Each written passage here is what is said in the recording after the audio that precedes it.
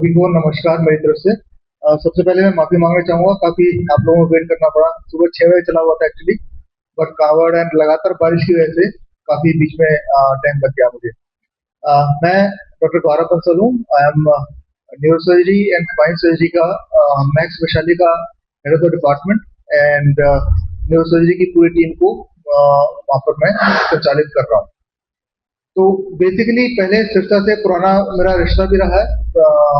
कुछ around 10 years back तक मैं सिरसा में प्रैक्टिस भी किया कुछ दिन तक एंड कई सालों तक rather and then around 10 years back मैं दिल्ली चला गया था, तो वहाँ मैक्स में अभी मैं अपनी प्रैक्टिस कर रहा हूँ। खैर, आज मैं यहाँ पर ये बताने आया हूँ कि यहाँ पर हमने मैक्स की तरफ से रेगुलर हर महीने के दूसरे इतवार को ओपीडी शुरू की है, जिसमें बेसिकली न्यूरो एंड स्पाइन संबंधी सारी जो भी बीमारियां हैं जिनका इलाज छोटे शहरों में या पेरिफेरी में अवेलेबल नहीं है, वो चीज़ की मैं यहाँ पर ही पेशेंट बहुत आते हैं, क्योंकि यहाँ से काफ़ी पेशेंट वहाँ सिरसा से दिल्ली तक भी आते हैं।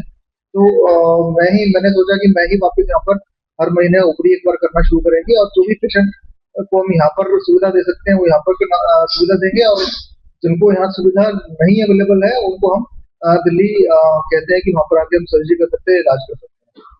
तो ऐसे ही एक पेशेंट, अगर 2 पेशेंट थे, मैं एक पेशेंट तो यहाँ पर आए भी हुए, एक पेशेंट ड्यू टू बारिश को नहीं आ पाई है। डॉक्टर ममता, वो डॉक्टर हैं अपनी यही शहर की, तो उनको दिमाग में प्रेशर काफी बढ़ गया था, लगातार सिर दर्द रहा था, देखने में दिक्कत आ रही थी। सब जगह इन्होंने पिछले 1-1.5 साल से इलाज करा रही थी, उनको डायग्नोसिस तक नहीं हो पा रहा था।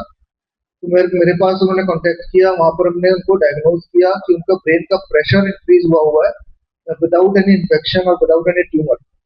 तो उनको हमने एक स्पेशल तरह का प्रोसीजर किया जो कि काफी कम जगह पे होता है, जहाँ पर हमने रीढ़ की हड्डी से पानी के साथ में जो नस कनेक्टेड होती है वहां से एक शंटिंग की हमने पेट तक।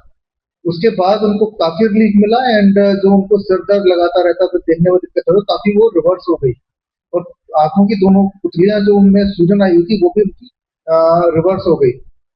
दूसरे एक पेशेंट जो पीछे आए हुए हैं, वो उनका सर्वाइकल स्पाइन का इशू था, जिसमें उनको रीढ़ की नस में सर्वाइकल में डिस्क खिसकने की वजह से राइट हैंड में काफी पेन था। जब मैंने उनको देखा लास्ट अराउंड 4-5 मंथ्स बैक, तो वो बैठ भी नहीं पा रही थी, दर्द के मारे उनको बोला नहीं जा रहा था। तो उनको मैंने डायग्नोज किया, तो उनको हमने वहीं पर बुलाया मैक्स वैशाली में, उनकी सर्जरी की, वो आज आए भी हुए यहाँ पे and I believe they are comfortable and totally relief, pain उनको बिल्कुल ठीक है। तो ये 2 पेशेंट है, इसके अलावा भी हमने काफी पेशेंट्स यहाँ से ट्रीट किए हैं जो ब्रेन ट्यूमर्स के, स्पाइन सर्जरी के, डिस्क खिसकना के, ब्रेन हेमरेजेस के, काफी रेगुलरली पेशेंट यहाँ से मेरे पास माता आते हैं, और वो अभी तक काफी लोग को उनसे लाभ भी हुआ है जो वहाँ पर आए हैं और ठीक हो गए हैं।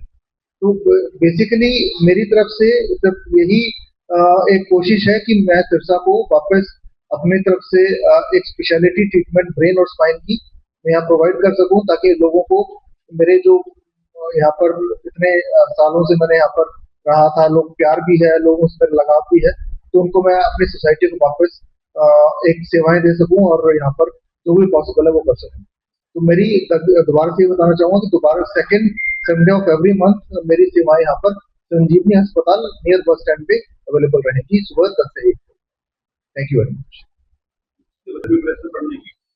ब्रेन में प्रेशर बढ़ने के जो लक्षण रहते हैं, तो सबसे पहला लक्षण रहता है सिर दर्द का, जो कि अमूमन पेन किलर से और उनसे ठीक नहीं होता है, और ये सुबह तकरीबन सिर दर्द होता है सुबह उठने पर ठीक हो जाता है नींद के बाद। ये ऐसा दर्द होता है जो सुबह उठने के साथ भी लगातार रहता है और 24 घंटे रहता है। अगर ये परसिस्ट करता है और हम उसको देर तक इग्नोर करते रहते हैं, तो धीरे धीरे आंखों की रोशनी में कमी आने लगती है, उल्टियां होने लगती हैं, और या मरीज को बेहोशी आने की संभावना या दौरान संभावना भी रहती है। रीजन क्या रहता है? इसका रीजन, इसको हम इडियोपैथिक हाइपर टेंशन कहते हैं ब्रेन की। इसका मतलब होता है कि अभी तक साइंस को उसका रीजन नहीं पता। अमूमन ये देखा गया है कि यंग फीमेल्स में ज्यादा होता है, 70% यंग फीमेल्स में होता है, 30% मेल्स में हो सकता है, बट एल्डरली और वेरी यंग, मतलब less than 20 years of age में ऐसा बहुत कम देखने होता है। बिटवीन 20 and 40 एज में यंग फीमेल्स में। नहीं, ब्रेन हेमरेज इसी वजह से नहीं होता। ब्रेन हेमरेज के दो रीजन होते हैं, या तो जन्म से नस फूली होती है जो फट जाती है, या फिर ब्लड प्रेशर तेज होने से ऑल ऑफ अ सडन। नहीं, मोस्ट कॉमन ब्रेन हेमरेज का होता है कि ब्लड प्रेशर की दवाई खा रहे हैं एल्डरली 40+ में, और एकदम से वो चूरन चटने के चक्कर में किसी ब्लड प्रेशर की दवाई छोड़ दी किसी कहने में, और ब्लड शूट करता है, जिसकी वजह से ब्रेन की नस फट जाती है।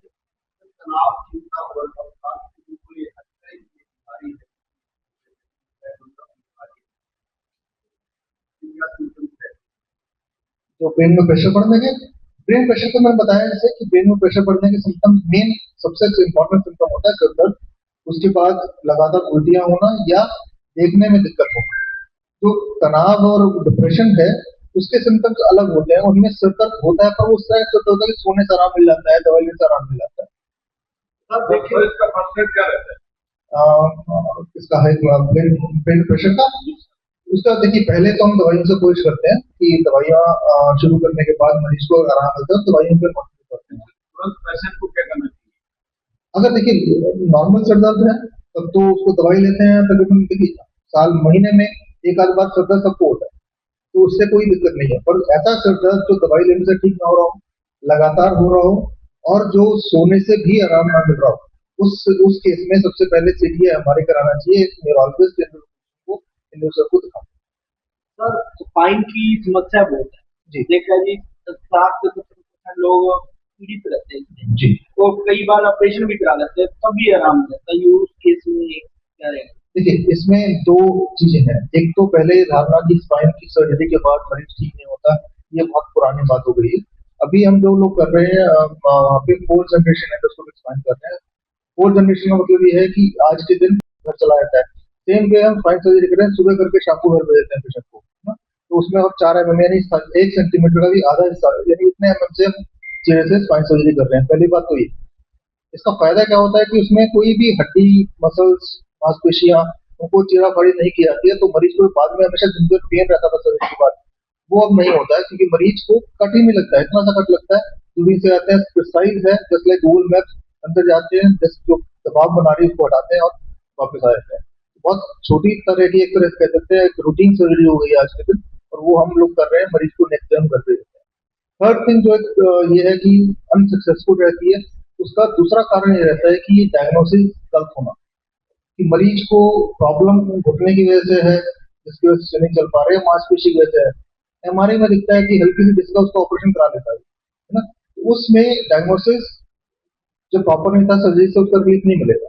तो एक स्पाइन स्पेशलिस्ट जो रेगुलरली स्पाइन कर रहा है ना, जैसे न्यूरोसर्जन हम लोग कर रहे हैं, रेगुलरली स्पाइन देखते हैं कि किस पेशेंट में दवाई चलनी है, किसमें फिजियोथेरेपी होनी है, किसमें सर्जरी, उसकी मरीज के प्रोफाइल पर डिपेंड करता है, हमारी प्रोफाइल पर डिपेंड करता है। प्रॉपर डायग्नोसिस बनेगा तो डेफिनेटली रिलीफ आता है। सर एक ही एज के एज तक स्पाइन सर्जरी में, स्पाइन सर्जरी यूजली 30+ में होती है, और अमूमन अगर हम कर सकते हैं 80-85 तक तो इजीली होती है रेगुलर ना। करने को सबसे जो मैंने कम उम्र में किया, 16 साल की बच्ची है, सिरसा में किया था उसका, 16 साल की लड़की थी, वो इंडिया ए के लिए कुश्ती खेलती थी, है ना?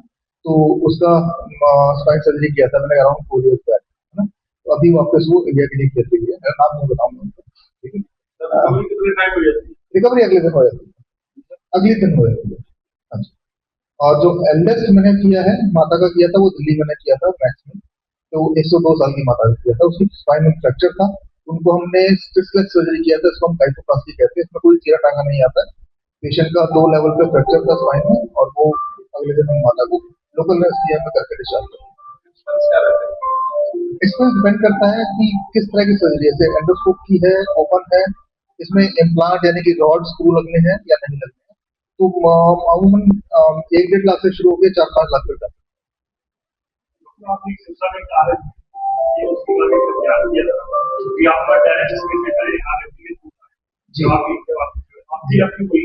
बिल्कुल, अभी भी मैं रहता हूँ कि पेशेंट को मैं जितना मैक्सिमम बेनिफिट हो सके वो देना चाहता हूँ, कि पेशेंट को किसी को एक्स्ट्रा पैसा ना देना पड़े, किसी को गलत ओपिनियन ना मिले, इसलिए मैं डायरेक्ट प्रोजेक्ट करता हूँ चीज को, कि पेशेंट आए, कंसल्ट करे, उसको जो भी सर्जरी होनी है, मेडिसिन चलनी है, उसको डायरेक्ट वो इलाज का लाभ